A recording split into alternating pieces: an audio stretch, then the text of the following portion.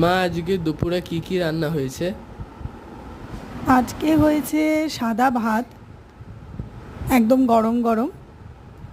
এরপর দেখো এখানে হয়েছে ট্যাংরা মাছের ঝাল হয়েছে, পুরো মাখা মাখা করে পেঁয়াজ টমেটো দিয়ে ট্যাংরা মাছের ঝাল।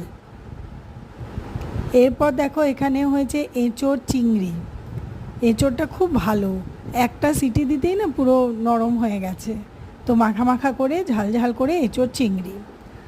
এখানে হয়েছে চিংড়ি মাছের ভাপা, টিফিন বক্সের মধ্যে করেছি, ওই টিফিন বক্সেই রয়েছে। দেখো এই চিংড়ি মাছের ভাপা কি সুন্দর দেখতে। এটা হচ্ছে শশা ভাজা। তোমরা কে কে শশা ভাজা খাও আমাকে একটু কমেন্টে জানিও তো।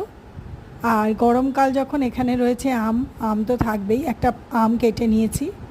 আর এইটা হচ্ছে সোনাইয়ের জন্য স্পেশালি আমের আচার। তো এই হচ্ছে আজকের আমাদের দুপুরে খাওয়া দাওয়া।